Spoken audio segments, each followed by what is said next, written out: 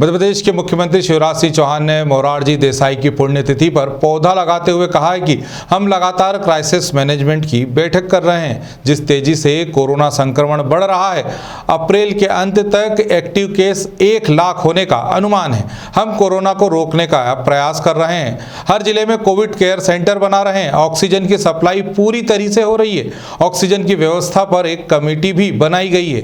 प्रदेश में remdesivir injection की पूर्ति शुरू हो चुकी है। हमने 1 लाख इंजेक्शन भी मंगवाए हैं। वहीं 350 वेंटिलेटर भी केंद्र सरकार की ओर से हमें जल्द ही मिलेंगे। साथ ही शिवराज ने जनता से अपील की है कि अनावश्यक रूप से घरों से ना निकलें और मास्क जरूर लगाएं। मित्रों, आज मोरारजी देसाई की पुण्यतिथि है।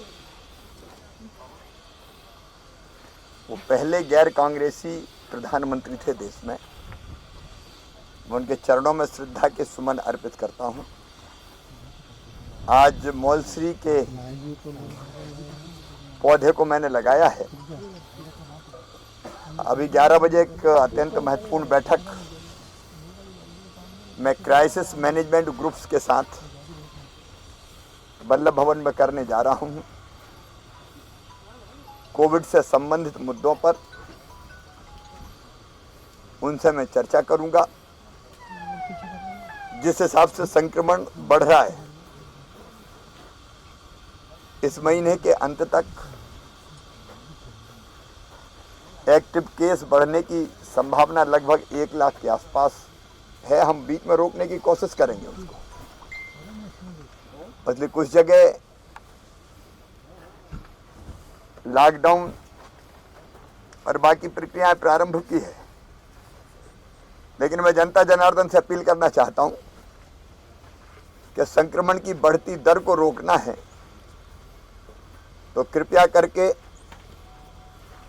अनावश्यक रूप से घरों से ना निकलें,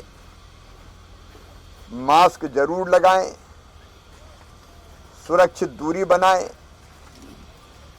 हाथ साफ रखें, क्योंकि आपका स्वास्थ्य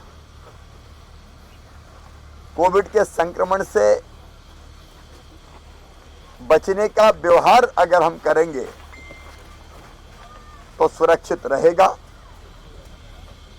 अस्पतालों में बिस्तर बढ़ने का क्रम जारी है। हम लोगों ने बढ़ती हुई संख्या को देखते हुए कोविड केयर सेंटर हर जिले में 1 खोलने का फैसला किया है। भोपाल, इंदौर में बड़े सरकारी भवनों में कहां हम सेंटर बना सकते हैं, उस पर एक टीम काम कर रही है। एसीएस राजौरा उसको देख रहे हैं। ऑक्सीजन की सप्लाई सुचारू रूप से बनी रहे। मैं बताना चाहता हूं कि हमें 3 दिन पहले 60 मीट्रिक टन ऑक्सीजन प्राप्त हो रही थी, लेकिन हमने चर्चा की केंद्र सरकार से। हमको ऑक्सीजन मुख्यतः गुजरात और उत्तर प्रदेश से, थोड़ी सी महाराष्ट्र से प्राप्त होती है। अब भिलाई स्टील प्लांट से भी अतिरिक्त ऑक्सीजन मिलना प्रारंभ हो गई है। वर्तमान में पर्याप्त उपलब्धता है। ऑक्सीजन की आपूर्ति पर पूरी नजर रखी जा रही है। एक कमेटी उसके लिए बनाई है। कल जहां 3 दिन पहले 60 मीट्रिक टन ऑक्सीजन हमें प्राप्त हो रही थी, वहां कल 180 मीट्रिक टन ऑक्सीजन हमको प्राप्त हुई है। इतना जरूर है कि जब कोई खबर ऐसी फैलती है कि कमी है तो उसका भंडारण करने की प्रवृत्ति बढ़ती है। मैं अपील करता हूं कि हम ऑक्सीजन की कमी नहीं आने देंगे। हर संभव हम प्रयास कर रहे हैं, लेकिन जिसको जितनी ऑक्सीजन की आवश्यकता हो वो उतनी ऑक्सीजन मांगे, ताकि अनावश्यक रूप से भंडारण की प्रवृत्ति ना बढ़े। नहीं तो कृत्रिम फिर कभी पैदा करने की कोशिश होती है। हमने 1 लाख इंजेक्शंस के ऑर्डर्स दिए हैं। आपूर्ति प्रारंभ हो गई है। परसों 2000 मिल गए थे, आज फिर मिलेंगे।